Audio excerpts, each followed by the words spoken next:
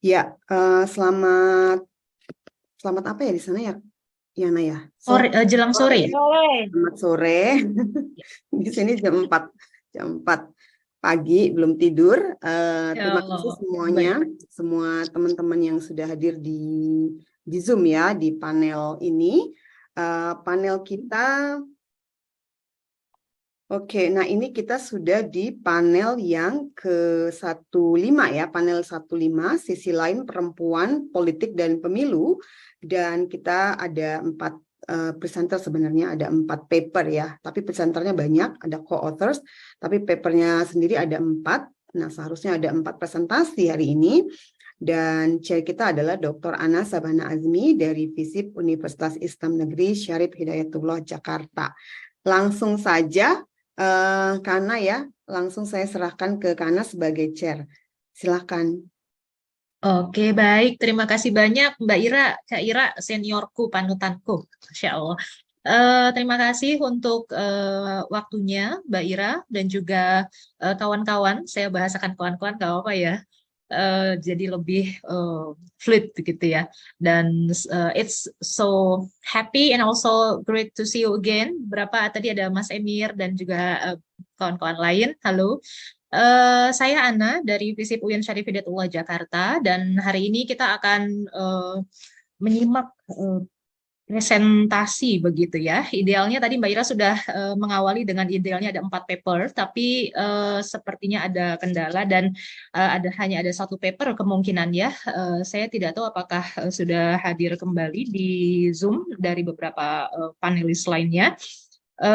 Tadi sudah bergabung bersama kita ada Mbak Vianda Putri Rosanti, juga Mbak Lisa Septiana dari Institut Agama Islam Negeri Kudus, ya Mbak, akan mempresentasikan papernya atau hasil penelitiannya mengenai transformasi gerakan perempuan dalam mewujudkan pemilu berintegritas, studi kasus di Kudus.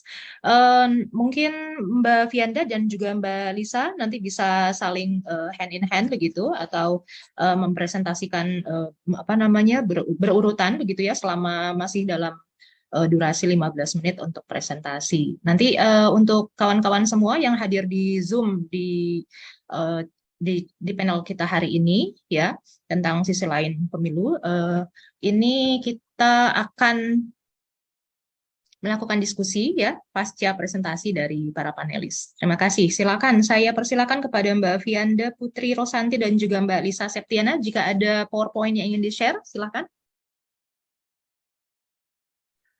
Mohon maaf Kak, di sini saya dan tim saya tidak ada PowerPoint-nya. Oke, baik. Kalau begitu Mbak Vianda atau Mbak Lisa bisa mempresentasikan secara verbal tanpa PowerPoint untuk di-share, silahkan. Dan Baik dibuka Kak, kamera akan juga saya. ya. Mohon untuk buka kamera. Oh iya Kak.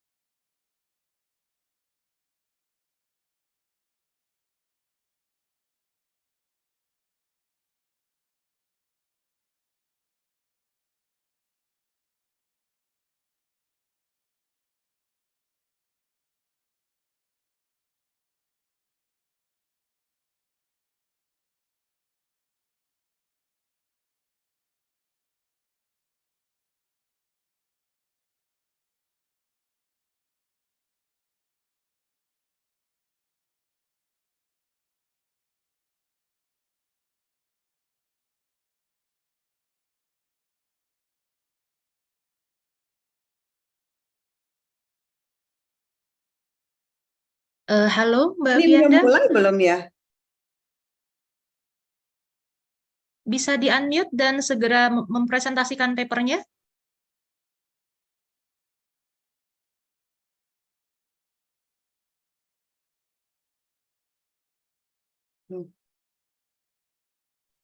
Baik Kak, sebentar.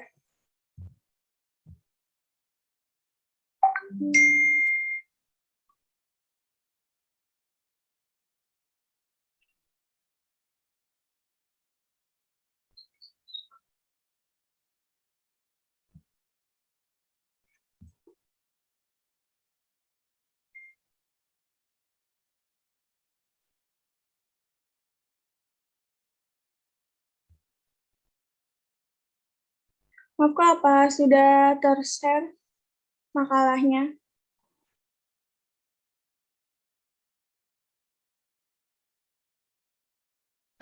Maksudnya Mbak Vianda menggunakan PowerPoint atau paper yang mau di-share begitu? Bisa share screen langsung? Saya sudah screen untuk makalah. Dan hostnya tidak... Di-share aja Mbak. Itu sudah saya kasih akses untuk jadi co-host. Bisa langsung share sendiri. Mbak Vianda diklik coba share screen. Itu ada share screen yang hijau. Lewat Tidak. laptop atau HP ya?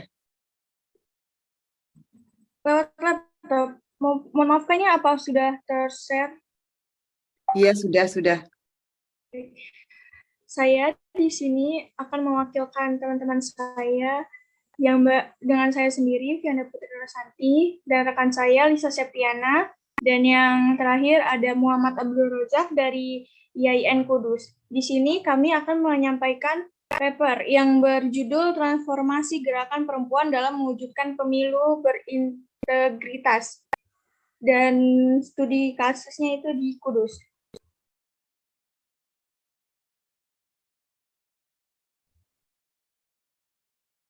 Jadi di sini kami akan membahas tentang paper yang menggunakan teori dengan memodifikasinya agar bisa mengikuti perkembangan zaman, yaitu dengan dikombinasikan pada kehidupan politik saat ini.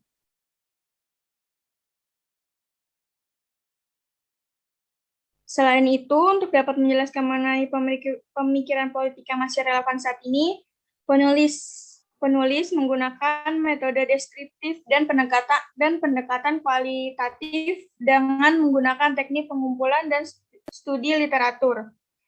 Dalam pengumpulan data ini, kami mengumpulkan data dan informasi yang menjadi fokus penelitian, yakni berkaitan dengan jimpitan melalui platform online, melalui data-data pendukung dari jurnal-jurnal, artikel, dan buku-buku yang penunjang lainnya. Baik, saya di sini akan mempresentasikan hasil dan pembahasan. Dengan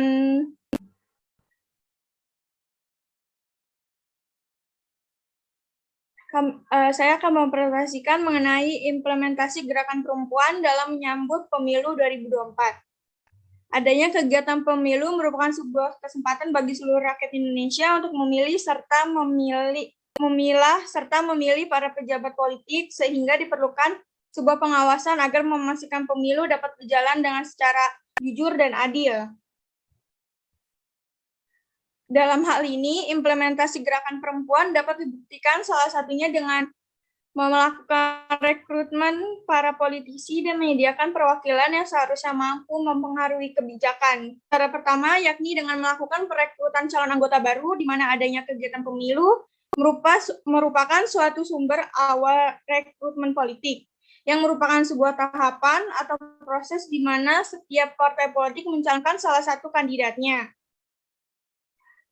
Dengan dilakukan cara tersebut, nantinya akan membentuk sebuah pemerintahan yang berintegritas tinggi, di mana rakyatlah yang bertanggung jawab memilih langsung terhadap calon yang pemimpin, sehingga yang mempunyai hak untuk membentuk sebuah pemerintahan adalah rakyat itu sendiri. Kemudian saya akan membahas mengenai kultur budaya Kudus menjawab gerakan perempuan dalam kancah politik. Yang pertama, perempuan dalam sosial politik tradisi Islam lokal. Mengingat Kudus merupakan kota religius dengan pengaruh kuat dari ajaran Sunan Kudus, maka pembahasan perempuan dalam warisan sosial politik lokal Kudus tidak dapat dipisahkan dari kajian perempuan ajaran Islam. Masyarakat Kudus sangat menjunjung tinggi kiai, atau bisa disebut dengan pemimpin agama. Agama memainkan peran penting dalam semua aspek kehidupan sehari-hari. Islam menjadi dipandang sebagai way of life dalam masyarakat modern. Pesantren terus menjunjung praktik ini. Status perempuan dalam sosial politik bertentangan dengan adat Islam. Teks-teks Islam tradisional diajarkan oleh para kiai pesantren tidak dapat dipisahkan dari lokalnya Kudus. Komunitas pesantren bukan satu-satunya yang terpengaruh oleh peran kunci elemen kiai sebagai motor pergerak. Masyarakat desa terdekat dan bahkan pemimpin formal lokal juga terpengaruh sebagai pelindung organisasi Islam yang mewakili masyarakat dan membela kepentingan masyarakat. Salah satu tugas yang penting, signifikan, adalah menunjukkan bahwa kiai memiliki tempat khusus dalam kerangka sosial Islam. Selanjutnya yaitu konstruk tradisi Islam lokal tentang partisipasi politik perempuan.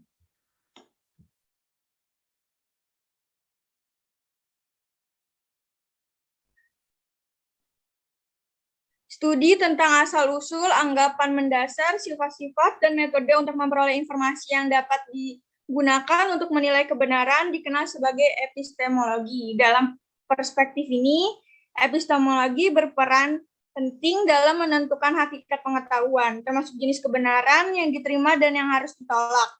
Sumber ilmu yang sangat signifikan yang mendukung pendirian kiai di kalangan masyarakat Kudus adalah literatur Islam kuno, kitab salaf atau kitab kuning. Sementara kiai adalah personifikasi penuh atau seharusnya dari sistem ini tersebut.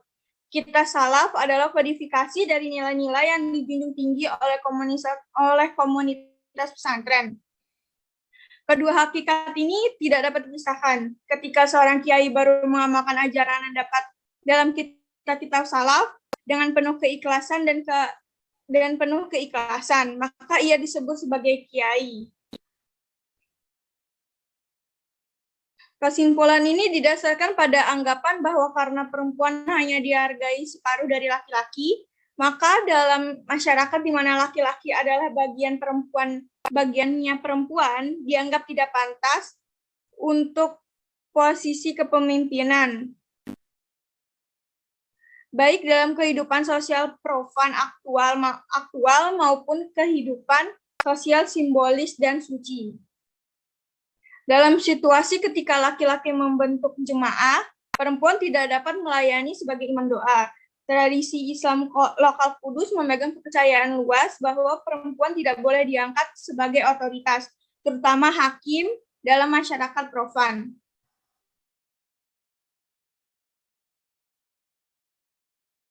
Tema selanjutnya yakni transformasi dan strategi pemilu berintegritas di Kudus melalui organisasi kemasyarakatan PKK.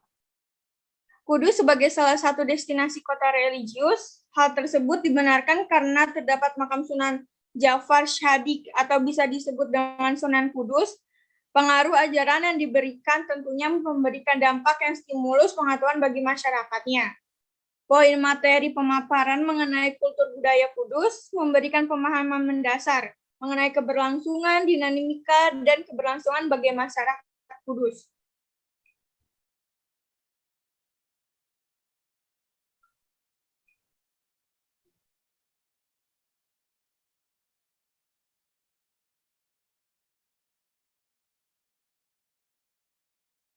Menurut Berelson dan Steiner mendefinisikan organisasi yang baik sebuah perserikatan yang fleksibel dan efisien dalam melaksanakan tujuan bersama.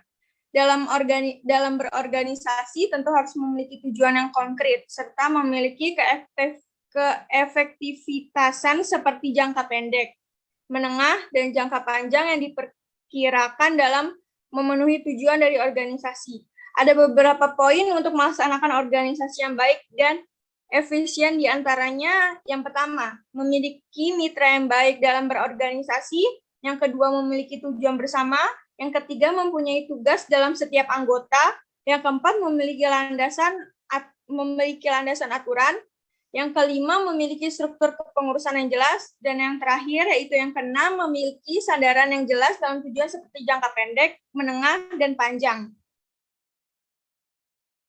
Kota Kudus juga memiliki organisasi masyarakat yang menaungi perempuan serta bisa berpengaruh di lingkungan pemilu serta serentak nantinya, seperti halnya pemberdayaan kesejahteraan keluarga atau yang bisa yang disebut dengan PKK, merupakan organisasi masyarakat yang biasanya terdapat di lingkup daerah setempat serta berada dalam naungan pemerintahan desa. Dalam tujuan spesifiknya, PKK menjadi andil peranan penting untuk mewadahi kaum perempuan serta memberdayakan dan memberikan pengetahuan pentingnya eksistensi perempuan demi pembangunan Indonesia atau SDGs yang fleksibel dan terarah. PKK juga menjadi tolak ukur atas gerakan perempuan di Kudus, sebab latar belakang pada masa Sunan Jafar Shodiq memberikan pengetahuan dan mendoktrin perempuan hanya cukup berdiam di rumah, menjadikan gerakan perempuan dahulu kala menjadi sempit. Dampak tersebut tentunya menjadi marginalisasi pada satu pihak serta memberikan efeksi pada kaum perempuan.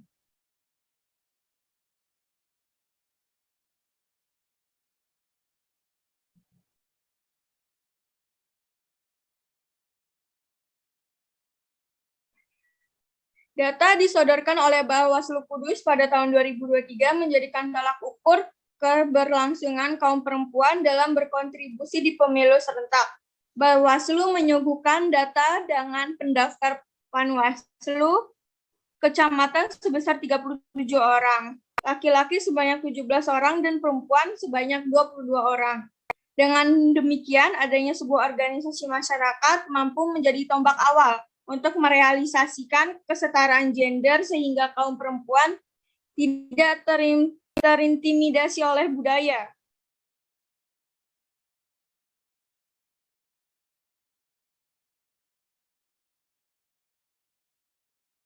Keberlangsungan tim penggerak pembinaan kesejahteraan keluarga di Kota Kudus menjadi salah satu penggerak perempuan yang efektif dan efisien. Pasalnya, dari adanya organisasi masyarakat ini mampu memberikan pengaruh yang cukup kuat di lingkungan masyarakat Kudus.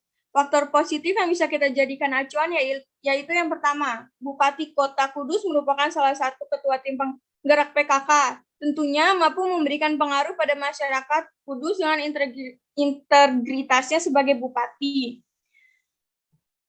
Yang kedua, organisasi PKK di Kota Kudus memiliki eksistensi yang kompleks dan mampu mewadahi kaum perempuan untuk menyuarakan aspirasi.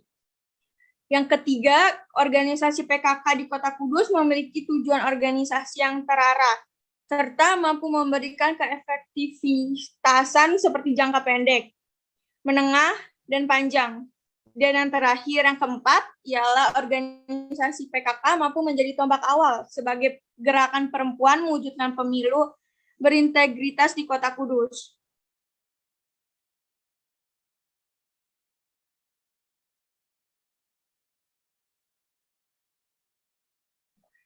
Kesimpulan yang diambil dari paper ini yaitu dalam rangka menyambut pemilu 2024 yang mengombinasikan dunia maya dan dunia nyata, gerakan perempuan mencoba hadir untuk mengatasi masalah minimnya partisipasi perempuan yang semakin terkikis. Gerakan perempuan yang hadir sehingga mampu mengatasi masalah ini.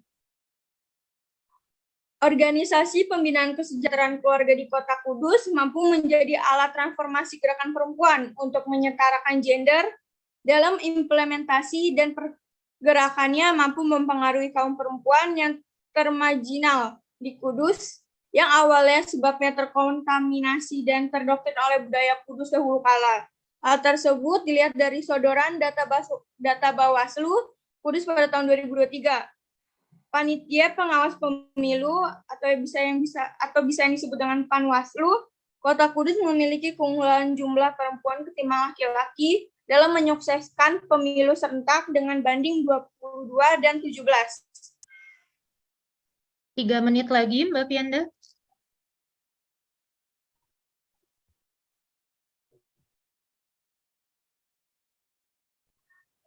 Mohon maaf, Kak, kenapa?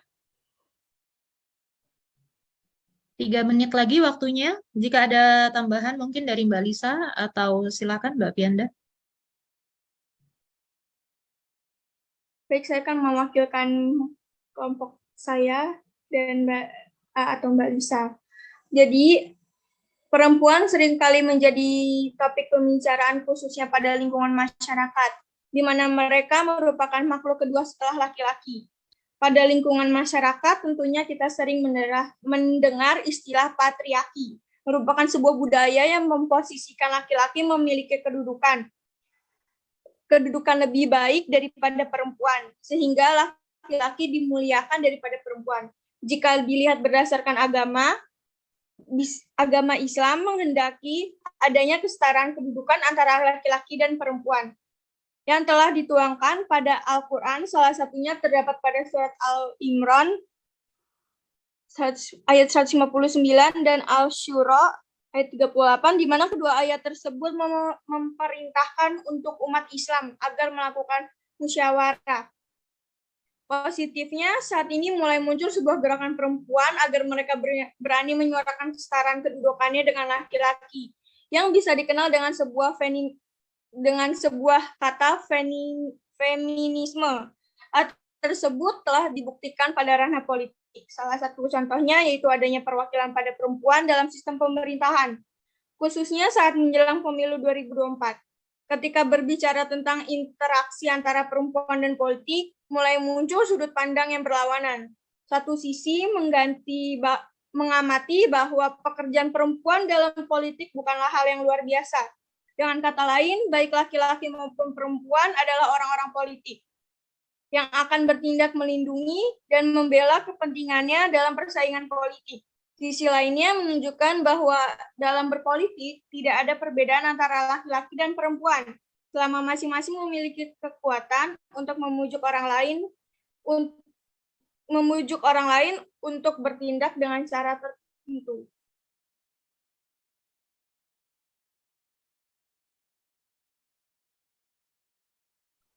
Sekian presentasi paper saya. Kurang lebihnya mohon maaf. Wassalamualaikum warahmatullahi wabarakatuh. Waalaikumsalam warahmatullahi wabarakatuh. Terima kasih Mbak Fianda Putri dan beserta tim ya. Di kawan-kawan di panel 105 dengan tema sisi lain perempuan politik dan pemilu kali ini, meskipun hanya satu paper, insya Allah diskusi kita bisa semakin seru begitu ya. Tadi juga ada di paper Mbak Fianda Putri, ada salah satu yang mungkin perlu kita juga perlu kita highlight juga ya. Tadi maaf Mbak Ana ya. coba kita tanya dulu apakah masih ada presenter lain di sini? Oh, baik Mbak Ira. Boleh di stop screen dulu nggak Mbak? Tolong Mbak Fianda. Stop, oke.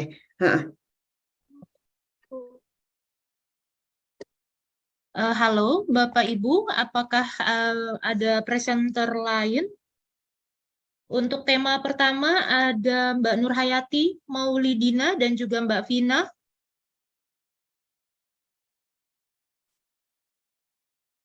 Mohon maaf, Mbak, itu dari IAIN juga. Dan itu juga kelas dengan saya yang melakukan presentasi paper. Maksudnya apakah ada konfirmasi mendadak begitu, tidak bisa hadir? Sepertinya mereka sedang magang ya, Mbak. Saya kurang tahu juga. Oke, baik. Terima kasih, Mbak. Ini kan untuk Mbak Fianda, ini kan Mbak Fianda Putri, Lisa, Abdul Razak kan satu tim ya, satu paper. Nah, 3 tim lagi itu tidak ada sama sekali di sini. Ada Nur Hayati, Maulidina Fajar, Vina, ada 3 orang. Kemudian ada lagi Nur Hidayah dari UIN Sunan Kalijaga. Ada juga satu lagi Suci Marinovianti, Sriwijayanti, Narusa Biasani, itu dari Universitas Pembangunan Jaya Tangsel. Nah, kemudian ada UIN Kudus, juga tidak ada. Gitu. Jadi 3 presenter nggak hadir nih tanpa ada kata-kata, tanpa ada pemberitahuan ya. Menghilang. Oke, ini kita kasih kalau gitu gini aja ya Mbak Ana. Ini kan Mbak Esti boleh loh Mbak. Kita punya waktu kalau Mbak Esti mau presentasi. Ini juga karena kita ngambil kebijakan karena memang presenternya menghilang. menghilang Iya. tanpa ada kabar sama sekali, aneh bin ajaib. Terus terang 3 presenter tidak hadir dan tidak ada pemberitahuan gitu. Oke, jadi Mbak Ana, kita berikan kesempatan aja ya ke Mbak Esti buat presentasi gitu ya, buat menggantikan. Silakan Mbak Ana. Siap. Iya, Oke, siap, jadi Mbak Ira. maaf loh, saya ini kan orang yang suka berimprovisasi dan seniwati ya. Jadi kalau menawarkan tawaran itu ya maklum lah. Saya sudah melakukan penelitian ya yang tertuang dalam buku ini. Cuma karena saya nggak tahu kalau ada program ini sehingga saya tidak mengajukan abstrak dan penyajian makalah ya. Saya sensitif politik ya, saya berpolitik, pernah menjadi DPW Nasdem di Jawa Timur, kemudian melakukan politik kewargaan di dengan menggulkan Perda HIV pertama di Indonesia ya. Jadi itu keberhasilan besar yang pernah saya capai, dan kemudian saya masuk ke dalam politik kewargaan melalui sebagai penulis sekarang ini. Nah, cuma saya belum melakukan satu studi khusus tentang kasus pemilu di mana di DKI ya 2016. Tahun 2015 Jakarta itu disurvei oleh Kompas sebagai provinsi yang paling tertoleran. Kemudian ini penelitian Litbang Kompas. Lalu tahun 2017 Jakarta menjadi negara provinsi yang paling tidak tertoleran karena peristiwa pemilu gubernur yang dimana Ahok dan Anies. Nah, menarik sekali di sini perempuan terlibat dalam ini menurut jurnal perempuan, karena itu tadi saya cepat membaca hasil penelitian saya di dalam jurnal perempuan. Jadi ini dalam kaitannya dengan teori ibuisme yang dimulai oleh Madelon Jayadiningrat yang menelurkan konsep ibu bangsa yang kemudian dilanjutkan oleh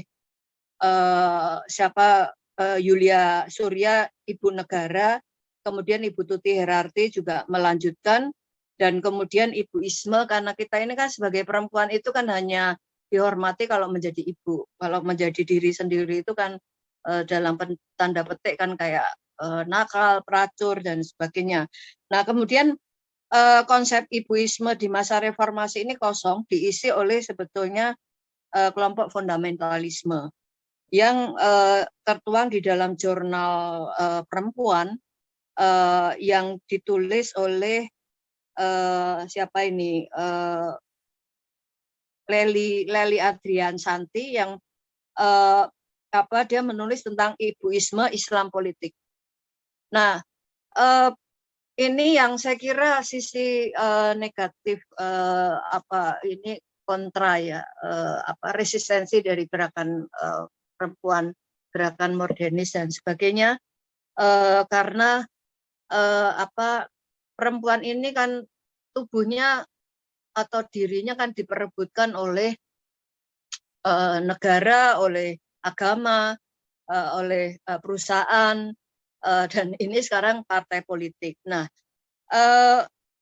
ini Jakarta itu menggunakan ibu-ibu yang disebut emak-emak. Jadi memang mengerahkan ini kelompok perempuan melalui tarbiyah, melalui Ligo dan Majelis Taklim untuk melakukan gerakan melawan Ahok. Jadi ini sukses besar ya. Karena itu di dalam studi saya di buku ini yang saya lakukan selama 3 tahun, itu saya memberikan satu perspektif. Kalau perempuan itu tidak di pendidikan atau gerakan perempuan tidak mengarah membentuk subjek perempuan, maka ya dampaknya perempuan dipakai juga oleh partai politik. Nah, partai politik kenapa perempuan tuh paling murah dan paling mudah digerakkan, karena dia apalagi agama ya, dengan konsep di sini disebutkan simbol kemurnian, itu akhirnya menjadi militan. Jadi misalnya studi kasus di Jawa Timur, seperti Kofifa itu bisa menang, dia bukan karena dia sebagai perempuan dan dia seorang saleh, tapi dia menggunakan struktur fatayat dan muslimat yang mereka memang berjuang tidak usah dibayar dan militan dan bisa menang. Nah, ini di Jakarta juga menggunakan emak-emak ini kemudian melawan Ahok. Jadi sebetulnya ini sebagai satu pertanda perempuan pada umumnya itu tidak terbudayakan atau terbentuk atau menjadi satu subjek merdeka yang otonom. Kita hanya berhenti mendidik perempuan menjadi ibu, atau perempuan melawan ya menjadi feminis, kemudian atau perempuan sebagai ketubuhan perempuan. Nah, ini bahaya sekali ya, karena perempuan itu kalau dia digerakkan maka dia jauh lebih militan daripada laki-laki, karena dia sungguh-sungguh, apalagi kalau itu menyangkut sebagai nilai agama gitu. Jadi karena itu sebetulnya saya mengingatkan itu di penelitian ini, tapi karena berbicara tentang pembentukan subjek merdeka perempuan dan kayaknya nggak tertarik gitu ya. Tapi saya tidak akan berhenti di soal ini. Tapi kemerdekaan perempuan di dalam menghadapi stres, menghadapi depresi, menghadapi tekanan sosial, menghadapi budaya dan sebagainya itu adalah isu sangat penting. Karena itu kita merujuk pada Hannah Arendt yang dia sebetulnya kalau tidak salah ya cikal bakal tentang politik kewargaan. Ini era digital ini melalui juga ini konferensi ini luar biasa loh Mbak. Jadi ini kalau nggak hadir 3 apa itu biasa. Saya itu puluhan kali ikut konferensi HIV, kesehatan reproduksi dan sebagainya di berbagai negara, itu udah ngerti polanya. Banyak yang sepi, banyak yang nggak datang dan sebagainya. Ini sudah luar biasa gitu ya. Memang ini topik yang sulit karena ini topik sulit ini. Jadi jangan kecewa Mbak, karena itu. Nah kaitannya, tentang politik di ranah politik kewargaan dan perempuan ini penting sekali ya. Jadi kalau kita mengevaluasi soal politik gerakan yang sifatnya masif ya, struktur besar bukan struktur kecil, melalui UNDP dengan 30%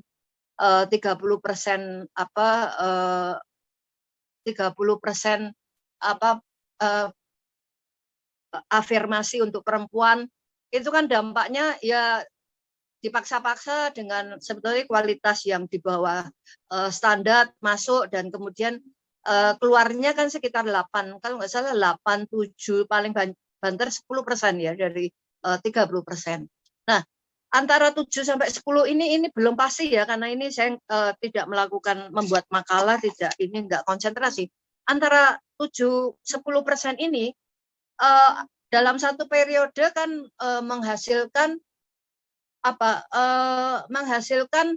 produk 500-an perda yang mendukung fundamentalisme, dan itu kan harus dibatalkan oleh Menteri Dalam Negeri, dan itu sebetulnya pekerjaan dari perempuan-perempuan yang memang tidak siap masuk politik. Tapi kan kita tidak pernah mengevaluasi afirmasi politik ini. Karena itu menurut saya usul pada grup ini, konferensi ini, mari kita rumuskan kembali bagaimana perempuan perlu masuk ke dalam politik gitu. Iya, masuk ke dalam politik dengan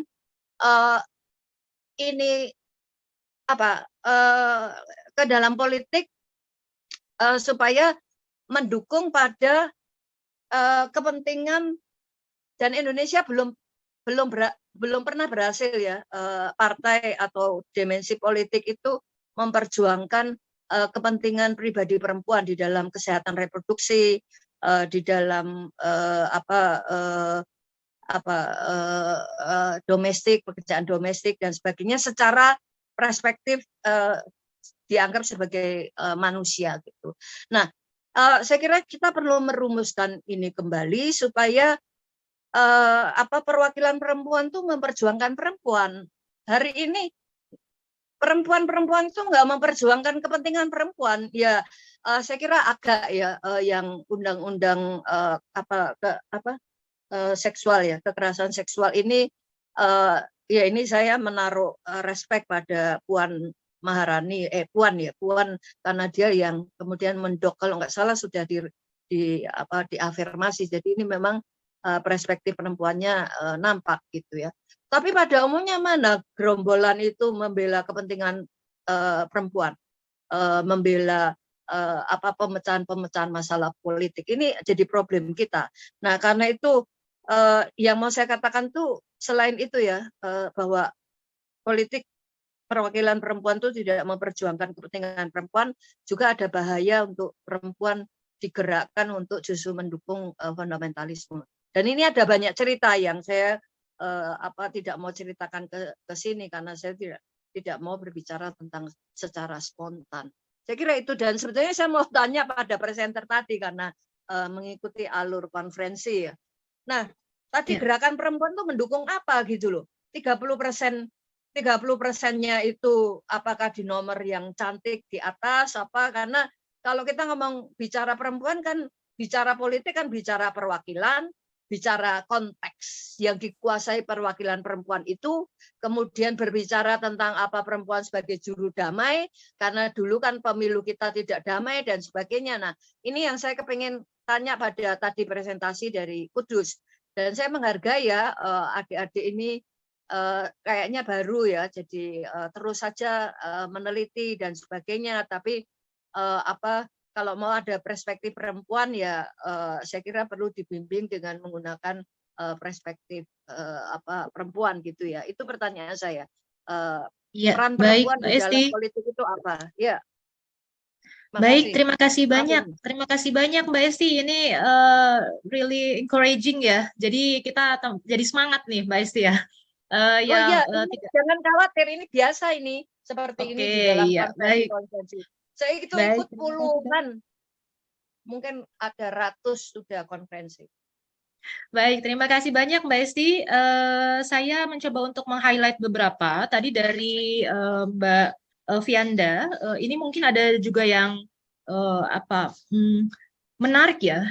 Ketika tadi saya juga ikut baca begitu, ketika share screen, ada satu poin yang dijelaskan bahwa Bupati Kota Kudus juga merupakan salah satu ketua tim penggerak dari PKK. Nah, mungkin ini Pak dalam konteks kaitannya menuju ataupun mewujudkan pemilu yang berintegritas, kita juga ingin tahu penjelasan dari Mbak Vianda dan tim dan kawan-kawan di satu presentator begitu atau satu paper, bagaimana kemudian Mbak Vianda dan kawan-kawan melihat bahwa ketika dia adalah bagian dari tim penggerak PKK, begitu ya, dan kaitannya dengan pemilu yang berintegritas tadi, bagaimana agar tidak menyebabkan ada political interest ya, atau konflik kepentingan, terus kemudian lebih pada kepentingan politik ya, yang mana tidak mendudukan masyarakat lebih dulu, begitu, tapi lebih pada kepentingan-kepentingan politik sesaat ya, apalagi dengan jabatan yang ada dan kemudian juga ikut dalam sebuah organisasi dan juga bagian dari tim penggerak PKK.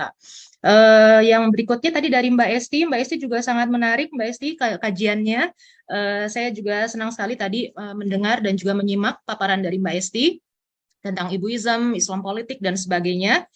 Kalau kita runut juga Mbak Esti dan kawan-kawan di Undang-Undang Pemilu saat ini juga kita tentu mengetahui bahwa tidak ada ya kata untuk mewajibkan partai politik itu mengafirmasi 30% kuota perempuan dalam politik itu untuk angka jadi ya, baru pada konteks pencalonan. Nah, konteks pencalonan ini tentu saja kemudian dalam konteks perspektif perempuan ataupun keberadaan perempuan dalam politik kita pertanyakan begitu ya, bagaimana state ataupun negara, kemudian memiliki perspektif ya terhadap keberadaan perempuan dalam politik dan perspektif adil gender tentunya. Kami juga di FISIP UIN Syarif Hidayatullah Jakarta, Mbak Esti dan kawan-kawan, Bapak Ibu, kami juga pernah ada satu kajian, satu hasil penelitian tentang strategi ya ALEK perempuan dari PAN dan PKB, bagaimana kemudian mereka bisa menduduki jabatan-jabatan sebagai anggota legislatif perempuan ya di parlemen, di DPR RI. Dan itu kontur dari dua partai tersebut juga berbeda. Di PKB sendiri hasil temuan ataupun hasil penelitian kami itu ada restu begitu dari partai politik yang kemudian tanda kutip bisa memuluskan juga ya, selain tentunya ketokohan mereka ataupun tingkat elektabilitas mereka yang tinggi karena mereka juga aktif dalam ormas Islam yaitu Fatayat Muslimat tadi sebagaimana Mbak Esti sampaikan. Dan ini juga menjadi agak berbeda dengan kontur ALEK perempuan jadi yang ada di PAN. Oke, baik Bapak Ibu, kawan-kawan semua, tadi kita sudah menyimak paparan dan ulasan dari Mbak Esti dan juga Mbak Fianda. Silahkan Bapak Ibu, kawan-kawan yang ingin bertanya, tadi ada satu pertanyaan dari Mbak Esti, tadi Mbak Esti mengawali ya, dengan perempuan itu sebagai apa begitu ya, dalam paper yang tadi disampaikan itu lebih mengarah pada apa dan seperti apa. Ada di ruang Zoom ada Mbak Aida. Mbak Aida sudah raise hand, silakan Mbak Aida. Iya, terima kasih. Selamat siang. Assalamualaikum warahmatullahi wabarakatuh. Ini sebenarnya di sini udah Depok, sudah 3:30 ya, udah sore. Jadi tetap semangat. Jadi terima kasih ada Mbak Esti, ada Mbak Fianda yang hadir. Saya juga memang senang bicara tentang politik, pemilu, dan perempuan. Jadi nanti saya memberi komentar sedikit. Tapi saya ingin bertanya dulu ke Mbak Fianda yang karena ini memang masih saya lihat masih pemula tapi tetap harus berani terus ya untuk bisa menjadi panelis di konferensi seperti ini dan juga kegiatan-kegiatan diskusi, webinar dan sebagainya. Ini ada yang menggelitik ya untuk saya tanyakan adalah ada statement di situ bahwa bahwa PKK itu memberikan andil bagi terwujudnya pemilu yang berintegritas gitu ya. Nah ini adakah contoh-contohnya? Karena sebenarnya tadi saya baca ya, penelitian ini kan deskriptif kualitatif tuh, bukan penelitian lapangan. Nah, data-datanya diambil dari mana? Apakah dari literatur kah, atau bacaan-bacaan lain, atau jurnal dan sebagainya? Karena menurut saya akan menjadi lebih valid ya kalau kita juga melakukan wawancara dengan berbagai narasumber untuk bisa memberikan satu kesimpulan gitu. Karena tadi seperti saya dengar bahwa keterlibatan PKK itu punya pengaruh yang signifikan bagi pemilu yang berintegritas di kota Kudus ya. Itu mohon jawaban dari Mbak Fianda. Untuk Mbak Esti, ya saya setuju sekali bahwa perempuan itu dijadikan subjek ya untuk menjadi vote getter, untuk suara-suara supaya bisa menang pemilu, menang pemilihan di daerah, ya, menang pemilihan wali kota dan sebagainya. Tetapi jangan lupa juga bahwa terpilihnya ALEK, ya, kemudian terpilihnya wali kota dan sebagainya itu juga ada faktor-faktor begini, faktor ketokohan seseorang gitu ya. Misalnya karena dia artis gitu ya. Oh, para ibu itu kan banyak yang tahu, kan ingat pemilih perempuan itu kan 50% ya. Hampir 50% gitu. Dia kenal artis Krisdayanti misalnya. Dia nggak tahu track record politiknya di mana, tapi saya kenal Krisdayanti gitu. Dia penyanyi itu. Dia milih gitu aja. Jadi dia pilihannya berdasarkan preferensi karena dia kenal gitu. Berarti kan istilahnya pemilihannya itu belum belum objektif gitu, sangat subjektif kan. Nah, kemudian juga seperti ada pemilihan wali kota Palu gitu. Itu ada artis, saya sudah lupa namanya siapa, penyanyi gitu. Itu ada apa namanya, dipilih juga karena dia adalah artis. Nah, ini memang perlu refleksi ya Mbak Esti ya, bahwa kita sebagai perempuan itu preferensi memilihnya itu bukan karena melihat track record dia, tapi karena juga ada preferensi bahwa oh dia terkenal, dia kita tahu dia siapa. Seperti ada namanya Jihan Fahira itu kalau nggak salah dia artis sinetron ya. Dia juga mendaftar menjadi anggota DPR atau DPD gitu dan terpilih gitu. Dan kita nggak tahu dia kerjanya seperti apa sebelum itu. Ini menjadi kritik buat kita perempuan, harus memiliki pendidikan politik untuk tahu bahwa orang yang kita pilih adalah orang yang kita tahu, yang kita kenal, tidak kenal secara pribadi saja, tetapi kenal dia punya jejak atau rekam jejak politik yang baik, bekerja yang baik. Misalkan di Alek DPR RI itu kan kita tahu beberapa memperjuangkan isu perempuan gitu ya, seperti Kalulu Nur Hamidah gitu ya, ada Rike Diah Pitaloka, ada beberapa nama yang dia dari PKS juga ada beberapa yang memang betul-betul memahami isu perempuan, isu gender. Dan pada prakteknya keterlibatan perempuan di dalam pemilu itu sebenarnya perlu menjadi perhatian karena perempuan posisinya itu sangat penting untuk menentukan apakah dia terpilih atau enggak. Tetapi masalah yang terjadi adalah praktek money politics itu terjadi sampai sekarang. Jadi yang saya tahu setelah diskusi dengan ngobrol-ngobrol dengan orang-orang RT, RW, kelurahan, tokoh-tokoh masyarakat gitu ya, mereka tuh membagikan uang. Jadi di dalam amplop itu ada uang bahkan sampai 200.000. Itu salah satu volunteernya yang di pekerja lapangan kami yang di komunitas PRT itu cerita bahwa rumahnya diketok pada pagi hari dan dibagikan uang. Nah, ini masih menjadi masalah ketika kita mewujudkan pemilu yang berintegritas karena politik uang itu masih banyak terjadi dan itu bukan hal yang memalukan lagi gitu ya, dimaklumi oleh masyarakat dan yang memberi uang itu yang menang, itu yang terjadi sampai saat. Terima kasih. Oke, baik. Mbak Terima Ana. kasih banyak Mbak Ida. Wah, ini sama-sama. Pertanyaannya sangat relate ya terhadap kehidupan perempuan dalam politik, termasuk tantangannya, PR untuk kita juga ya Mbak Ida dan juga kawan-kawan semua.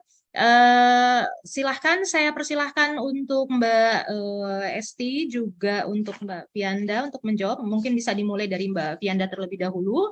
Silahkan dijawab singkat, padat, jelas, dan mungkin Mbak Lisa juga bisa ikut berpendapat. Silakan.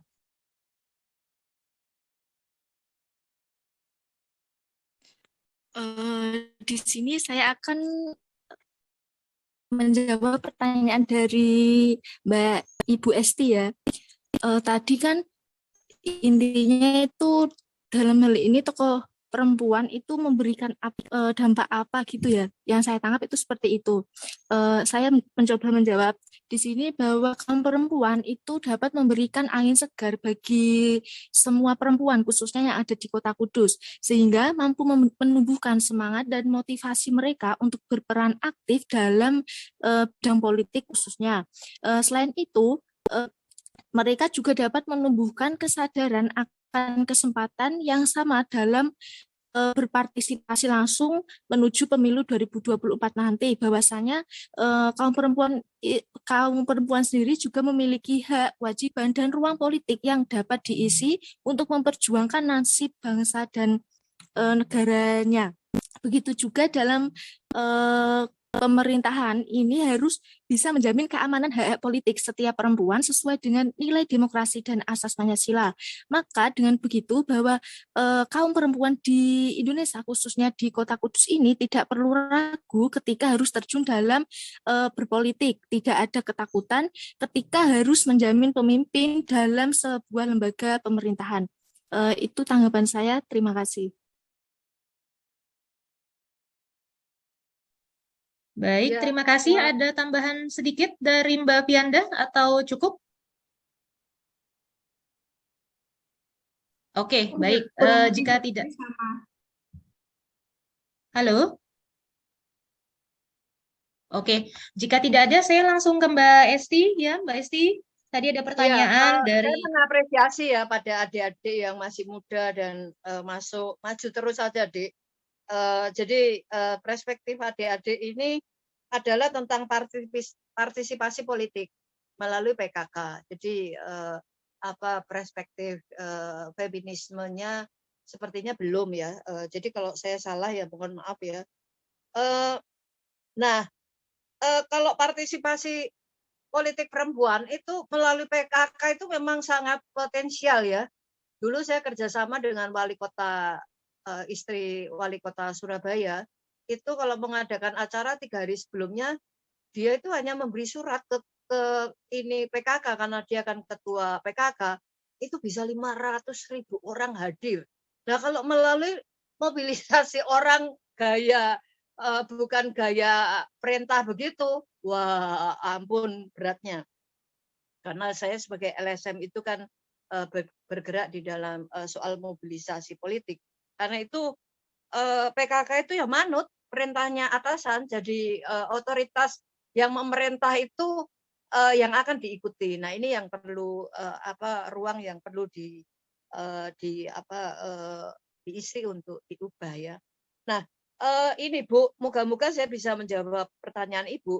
Saat ini tuh mainstream itu berpikir tentang politik partai karena itu kaitannya dengan identitas sangat penting. Dan ini high cost ya, high cost dan banyak jebakannya. Nah sebetulnya yang perlu kita masuk sekarang itu masuk ke dalam politik kewargaan, yang individu kayak saya sekarang ini berpolitik menggunakan politik kewargaan. Nah politik kewargaan itu basisnya begini, saya berpolitik itu tujuannya supaya kepentingan saya bisa dipenuhi gitu ya.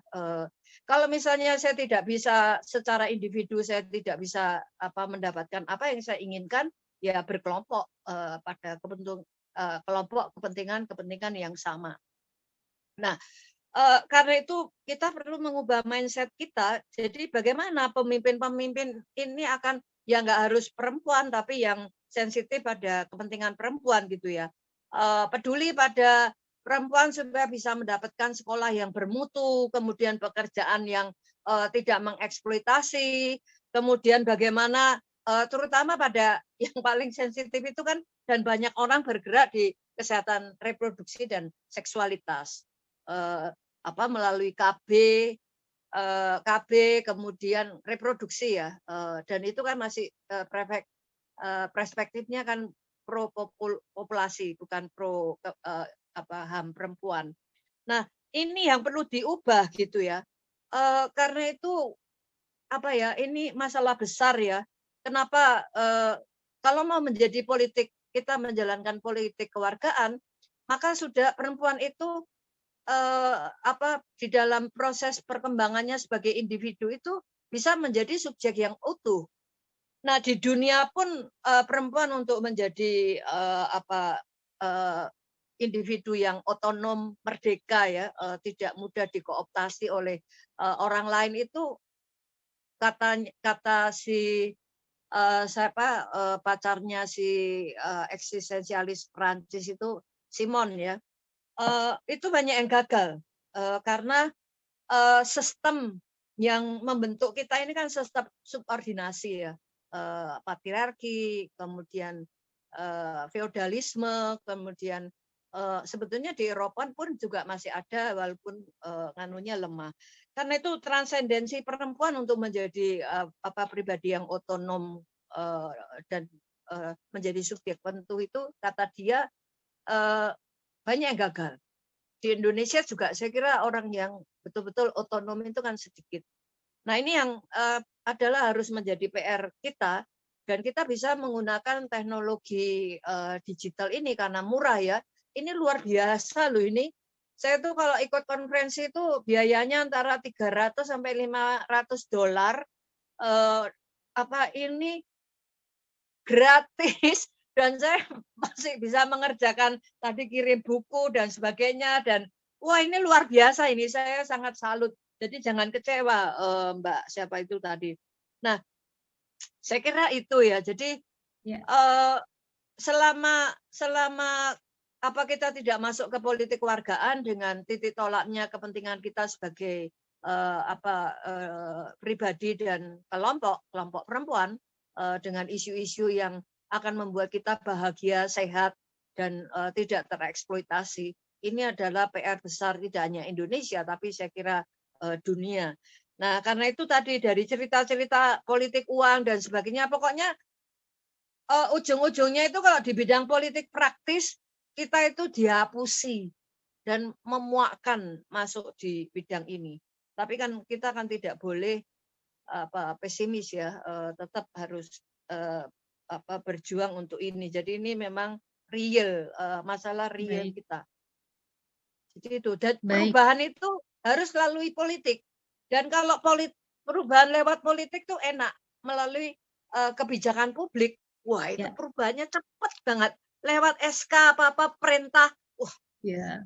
Oke, baik. Terima kasih banyak Mbak Esti. Tadi Mbak Esti mention tentang kebijakan publik ya. Nah, ini menarik juga. Kalau tadi kita tarik lagi dengan statement, juga penjelasan dan pertanyaan dari Mbak Aida, ini juga kita bisa relevansikan dengan itu ya Mbak Esti dan kawan-kawan. Kalau misal kita melihat bagaimana kemudian legitimasi ataupun peran penting ya sentral perempuan dalam konteks berpartisipasi, tentu kita bukan hanya menelaah tentang partisipasi perempuan dalam pemilu saja, tapi dalam tiap konteks politik yang terjadi ya, bahkan personal is politics. Jadi semua lini itu perlu dan butuh sekali perempuan berpartisipasi di dalamnya, termasuk konteks pembuatan kebijakan publik, implementasi kebijakan, hingga kemudian ada evaluasi kebijakan. Tadi juga saya tertarik dengan paparan dari Mbak Esti dan juga Mbak Vianda dan Mbak Lisa. Mungkin kalau saya boleh jump into Mbak Aida's questions ya tadi. Ke tim Mbak Vianda ya, Mbak Vianda, ini tadi saya izin untuk confirm ya, apakah tadi sudah menjawab ambil data-data untuk penelitiannya itu seperti apa, dan apakah ada konteks kalaupun ada wawancara dengan siapa dan sebagainya. Sama tadi mungkin di awal saya highlight beberapa pada konteks bupati ya, which is aktor politik yang sangat sentral, yang mana menjadi tim dari PKK itu sendiri. Bagaimana kemudian Mbak Vianda dan juga Mbak Lisa melihat tidak ada persinggungan begitu kepentingan politik, terutama jelang pemilu 2024, karena kan tema yang diusung oleh Mbak Vianda, Mbak Lisa, dan Mas Rozak ini transformasi gerakan perempuan dalam mewujudkan pemilu berintegritas. Nah, bagaimana Mbak Vianda, Mbak Lisa melihat itu? Lalu kemudian Mbak Esti, tadi di awal saya sangat tertarik ketika Mbak Esti menjelaskan tentang tubuh perempuan yang kemudian diperebutkan ya Mbak ya, baik untuk partai politik, negara, dan lainnya.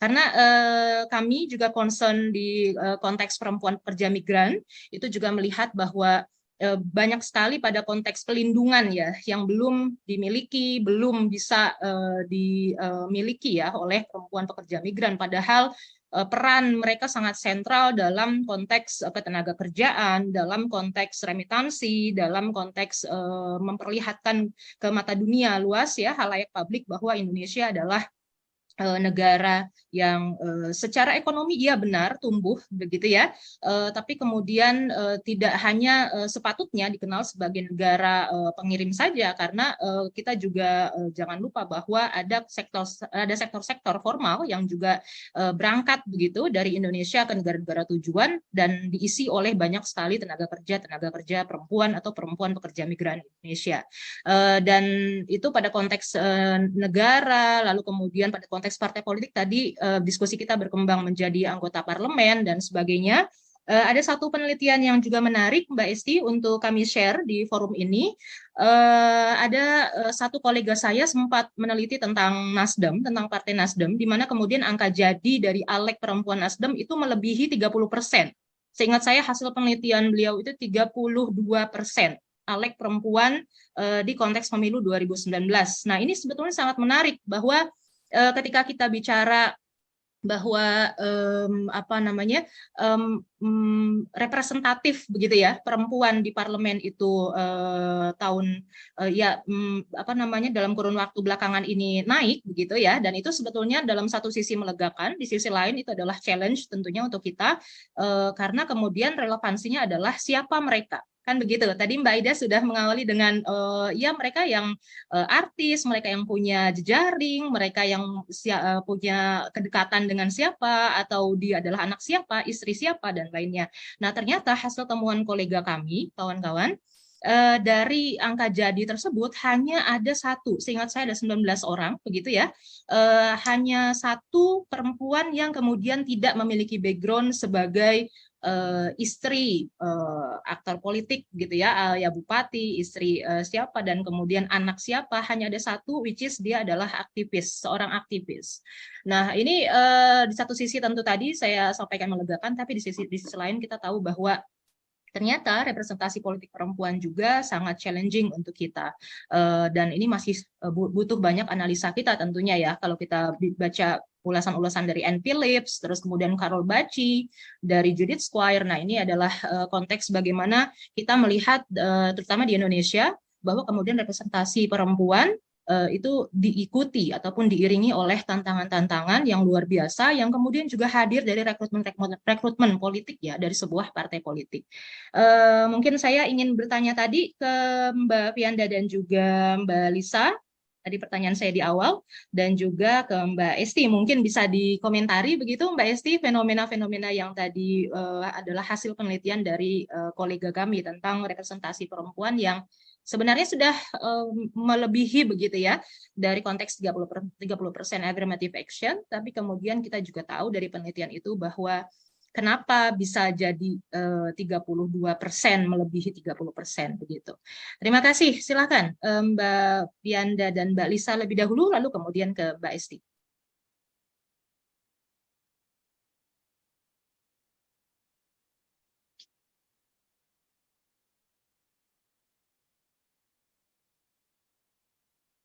Halo. Baik, terima kasih atas pertanyaannya tadi ya Bu. Saya di sini akan menjawab pertanyaan dari Ibu Airis menggunakan yang pertama itu penulis menggunakan metode deskriptif dan pendekatan kualitatif, di mana dalam pengumpulan data kami itu mengumpulkan data dan informasi yang menjadi fokus penelitian, yakni yang berkaitan dengan transformasi yaitu bisa melalui jurnal, artikel, dan buku-buku penunjang lainnya. Selain itu, kami juga merangkum dan mengulas, dan selanjutnya kami juga melakukan pemikiran, maksudnya itu pemikiran penulis tentang beberapa sumber pustaka mengenai topik yang dibahas itu tadi.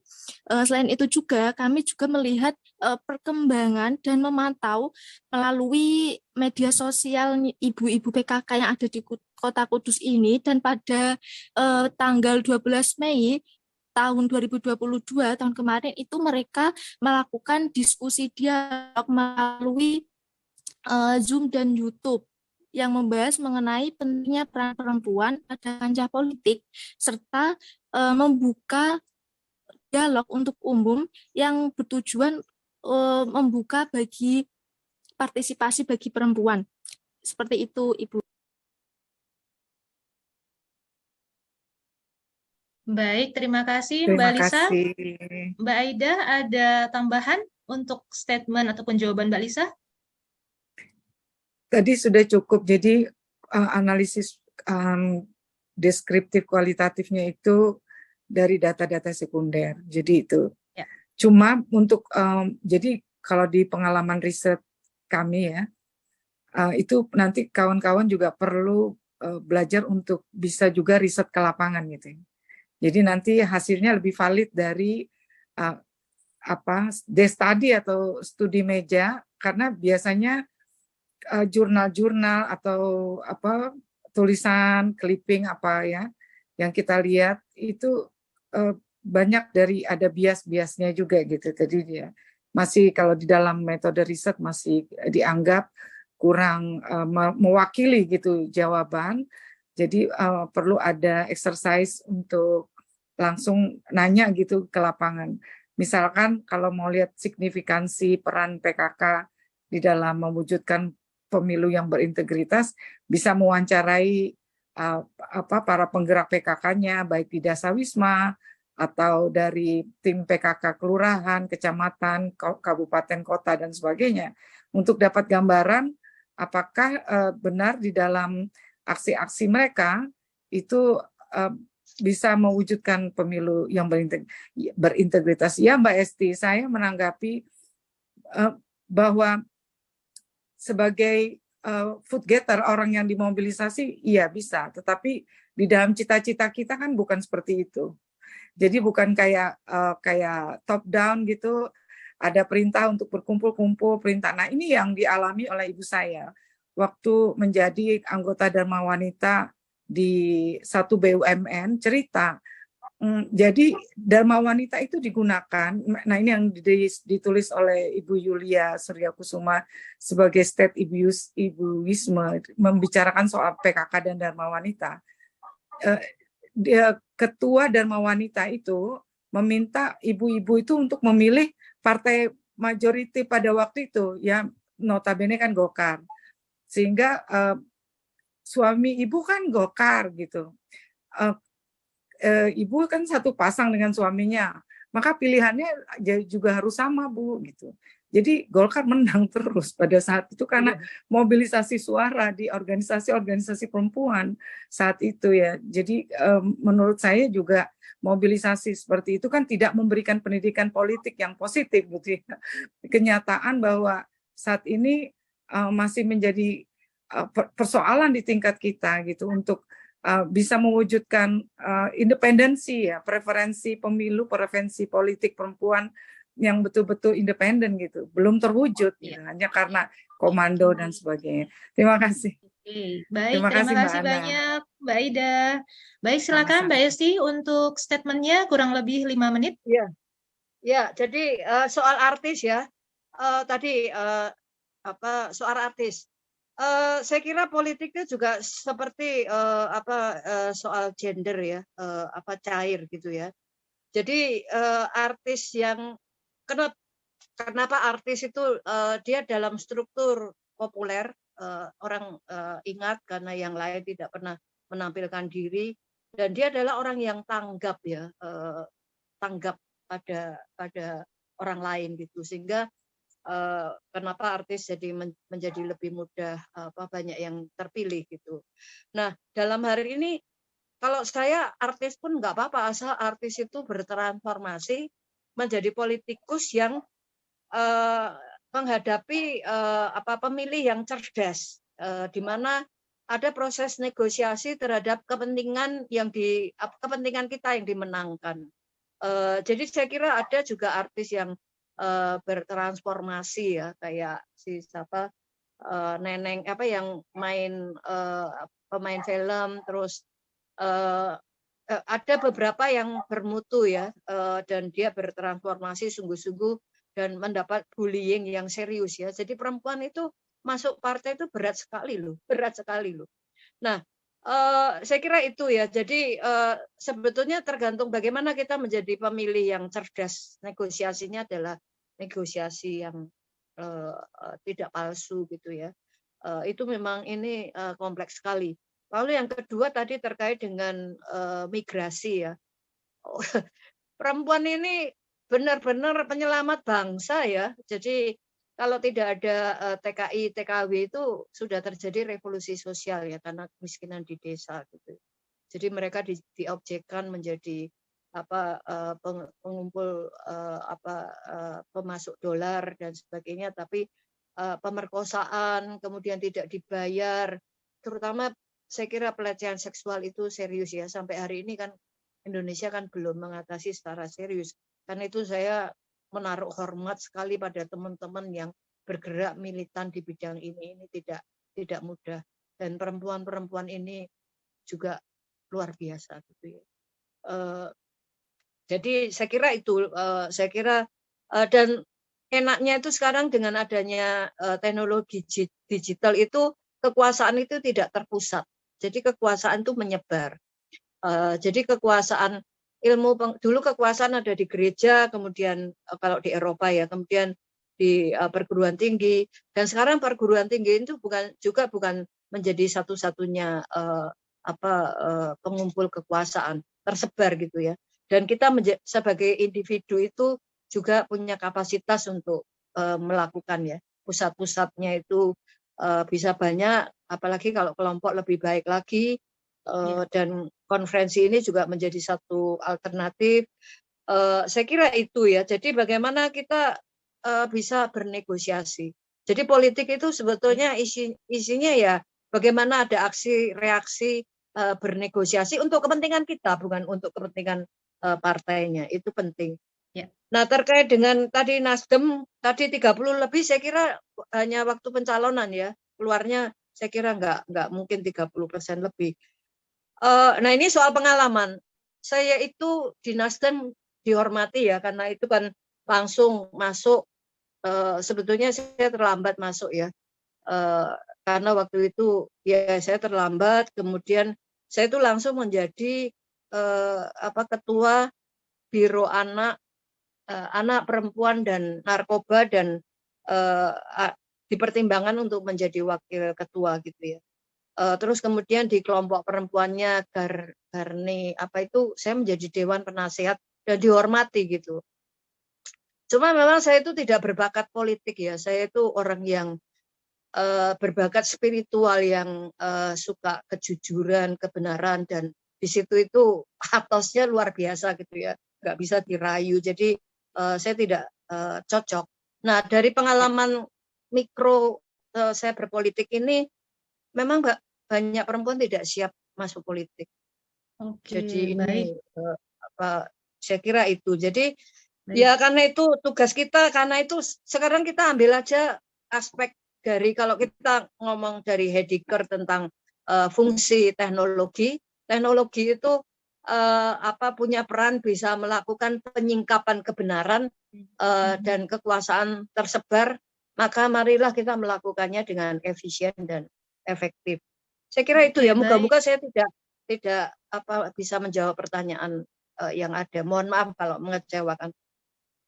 Terima kasih banyak Mbak Esti. Wah, pengalamannya luar biasa Mbak Esti. Terima kasih sudah berbagi bersama kami di forum Zoom hari ini di panel kita.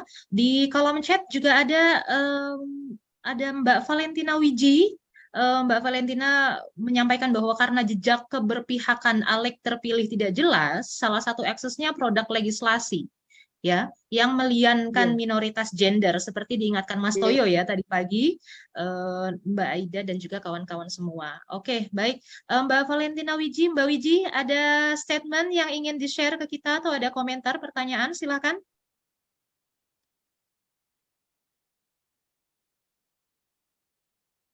Atau ada kawan-kawan lain yang ingin memberikan komentar? Kita ada waktu kurang lebih 5 menit lagi. Oh, oke, baik. Terima kasih Mbak Wiji.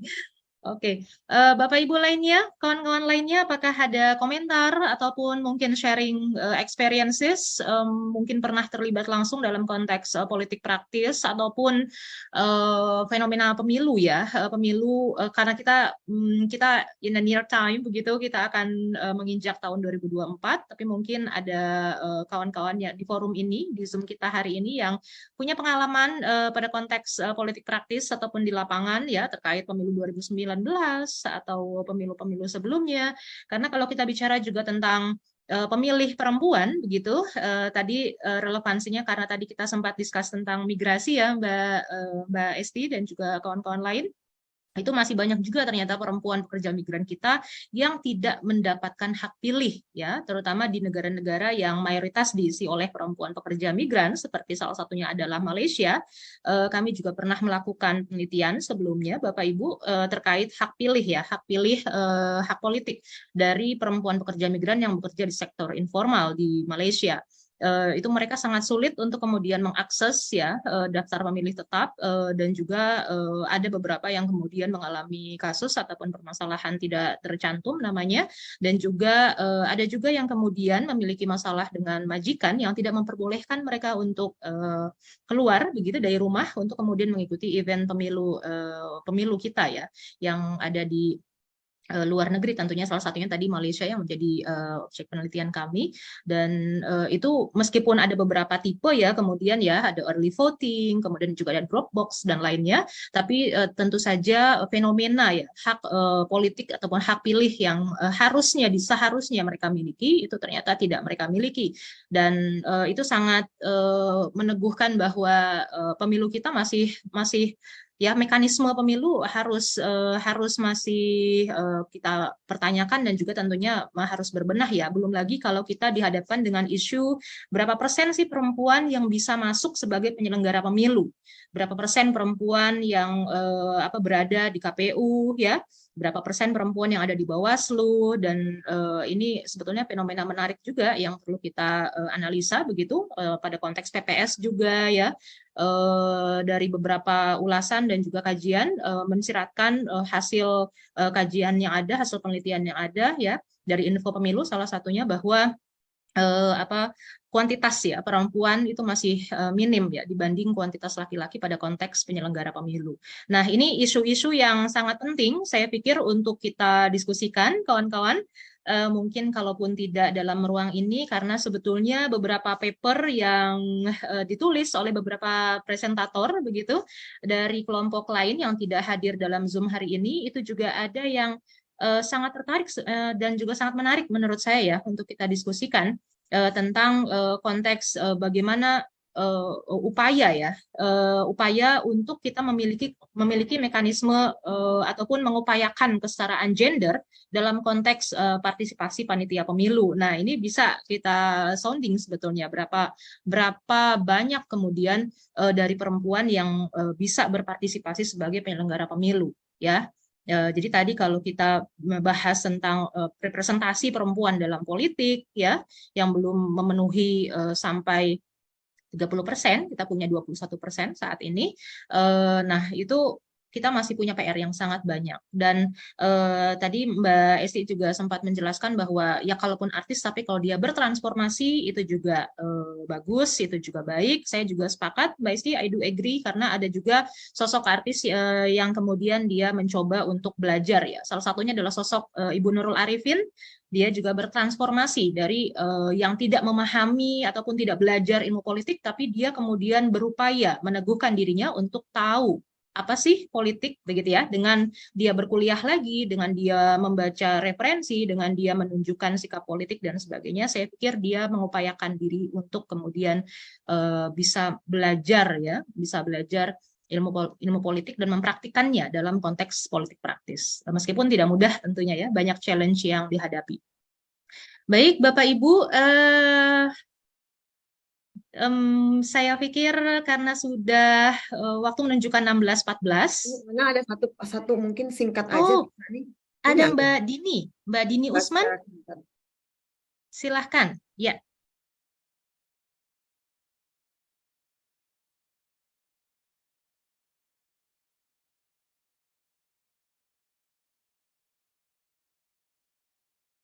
Mbak Dini, Nun Sewu masih di mute suaranya. Oke, terima kasih atas waktunya. Walaupun di penghujung, tapi saya pikir saya ingin memberikan satu statement bahwa ketika kita bicara tentang perempuan dan politik, maka kita harus realistis. Kita hidup di negeri agraris, di mana paham patriarki dan feodalisme itu masih menjadi jiwa kita. Kalaupun ada perempuan-perempuan yang tampil di level organisasi politik, mungkin hanya pengecualian Megawati, itu pun karena dia mendompleng dari nama bapaknya. Tidak karena lahir dari penderitaan rakyat. Artinya dari kelompok garis miskin ke atas.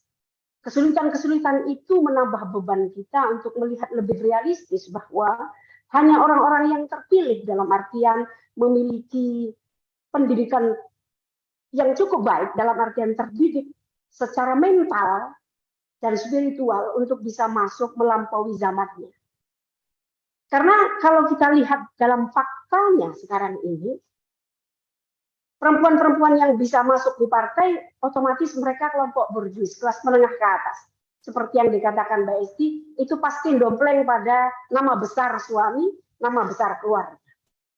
Nah, kalau saya ditanya soal apakah kita masih berharap 30% sebagai salah satu jalan kita menempuh tanda kutip perjuangan emansipasi, ya sebagai sebuah strategi sementara itu iya. Tetapi yang paling penting sebetulnya kalau kita memiliki kesadaran kelas yang baik, bagi kita yang terdidik dan memiliki kesadaran politik yang lebih baik dari yang lain, memang turun ke basis ya. Turun ke rakyat dalam artian kelompok mana yang mungkin bisa kita jangkau. Saya pikir itu adalah langkah strategis, langkah yang paling real, langkah yang menunjukkan kualitas politik kita secara pribadi misalnya. Kalaupun kita tidak bisa berafiliasi dan tidak memilih partai manapun karena tidak mewakili gagasan ideologi dan kepentingan kita. Mengingat segalanya sekarang ini dikuasai oligarki. Saya lama main di Serikat Pekerja, saya juga lama bermain di, saya aktivis 98 ya, kalau boleh katakanlah itu sebagai sebuah pendekatan. Dan kemudian saya memilih untuk tidak masuk ke lingkaran itu semua. Gitu. Tetapi dengan catatan, ya kita memiliki idealisme yang itu tidak mungkin kita jual gitu. Karena bagi saya pribadi, harga termahal dalam hidup saya adalah idealisme. Ketimbang saya misalnya harus masuk ke dalam lingkaran-lingkaran kekuasaan yang saya tahu persis gitu ya, semua mainannya uang. Betul bahwa ketika kita memang punya spiritualitas yang tinggi, ini secara otomatis akan tersingkir. Ini kan soal pilihan-pilihan politik kita. Tetapi tanggung jawab moral politik kita sebagai warga negara, sebagai manusia yang hidup dari nafas, dari hewan yang lain, dari tumbuhan yang lain, yang telah berkontribusi pada kita, ya kita punya kewajiban moral politik memberikan yang terbaik selama kita hidup. Nah, persoalannya itu di sini. Apakah mungkin kita, para perempuan-perempuan ini dengan beragam latar belakang dan beragam organisasi, bisa saling memaklumi dan saling support gitu. Ini kan kebanyakan teman-teman, ini mohon maaf ya, kebanyakan teman-teman itu kan suka, apa ya, katakanlah tidak kurang memiliki kebijaksanaan. Artinya kalau teman yang satu punya kesalahan, ya sudahlah gitu ya. Saling support itu penting, karena kita sudah marginal sedikit pula gitu loh. Jadi kesalahan-kesalahan teman-teman yang secara personal itu tidak usah dibesar-besarkan. Baik, Mbak Dini. Kita saling support. Saya pikir itu yang paling penting untuk menguatkan gerakan kita bersama dalam pertemuan pertama konferensi ini. Gitu. Terima kasih. Baik, terima kasih banyak Mbak Dini, lugas dan padat juga singkat. Terima kasih banyak. Saya sepakat bahwa etika politik itu harus kita junjung tinggi ya, kawan-kawan. Mbak Dini, terima kasih banyak untuk sharingnya. Dan Bapak Ibu, kawan-kawan semua, mohon maaf karena waktu jualah yang memisahkan kita. Sudah pukul 14, mohon maaf, sudah pukul 4:19 di jam saya. Jadi kita akhiri untuk sesi panel kali ini. Terima kasih untuk para panelis dan juga terima kasih untuk audiens. Tetap semangat, salam semangat, dan juga kita tetap semangat juga untuk mengikuti panel-panel berikutnya. Terima kasih. Assalamualaikum warahmatullahi wabarakatuh. Waalaikumsalam. Terima kasih Terima kasih Mbak Ana, terima kasih semuanya. Terima kasih Mbak Dia. Foto dulu ya, jangan leave dulu. Balikan Foto. kamera. Iya, foto dulu. Oke.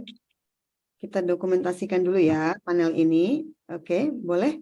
Semua kameranya? Oke. Mbak Wiji, dibuka Mbak. Mbak Dian, Mbak Nura, oke ya. 1, 2.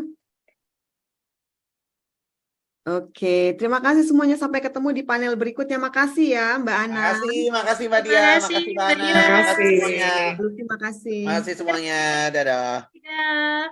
Ya, Bikin dulu ya. Ya, sampai ketemu di panel berikutnya Mbak Ida. Ya. Terima kasih ya Mbak Ana.